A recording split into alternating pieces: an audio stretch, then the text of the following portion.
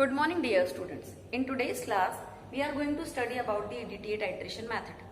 The full form of EDTA is ethylene diamine tetraacetic acid and its formula is this. I have shown that formula in the board. In this formula, you have seen that there are 4 acetic groups. It is diamine salt and that is a complexometric titration. It is a complexometric titration because in this method, formation of complex takes place. Let us study about the titration method. In this method, we have taken a burette. In this burette, we fill EDTA solution. This is the burette.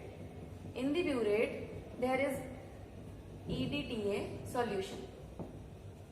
And in the conical flask, we have taken 20 ml of water sample A. This is the titration method in which a known solution is used to find the hardness of the other unknown solution. That is the water sample A. In this water sample A, we add buffer solution. The buffer solution is the solution which is used to keep the pH value constant. Here we are using ammonium chloride, ammonium hydroxide buffer. This buffer solution is added to fix the pH value of this water sample at 10 pH. This is the necessary requirement of that particular sample, that its pH value should be 10 pH because this reaction proceeds at the basic conditions, that is the pH value at 10 pH.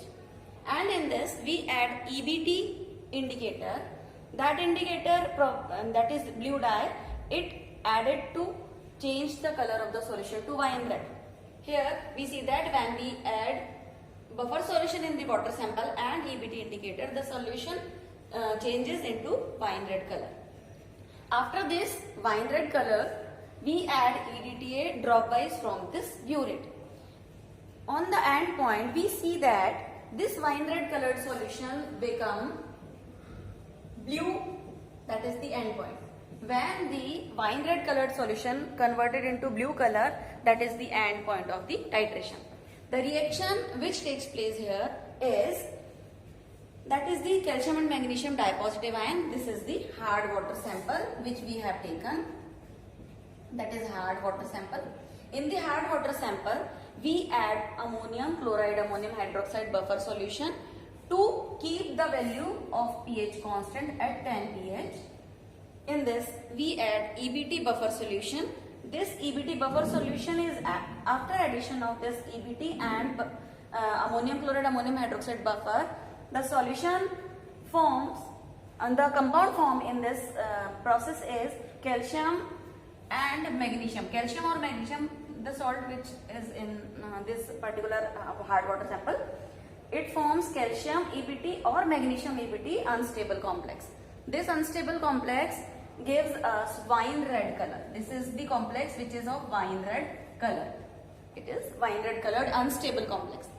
After that, we add EDTA in this wine red colored unstable complex. This EDTA changes the color of the solution to blue. That blue color is due to the release of EBT. That EBT becomes free and the complex form, stable complex form after this process is calcium magnesium EDTA complex. This complex is stable complex and this is colorless, whereas the release of EBT shows the blue color in the solution. So in this method, you have seen that first we have taken water sample A. After that, we will take water sample B. The similar process is repeated with the water sample B. Here water sample B is taken in this flask. We add buffer solution to keep the pH at 10 plus EBT indicator which provide the wine red colored solution. After that, we add EDTA solution from the burette. This converts this wine red colored solution to blue color and we get a stable complex which is of calcium magnesium EDTA. This is all about the titration method. Thank you.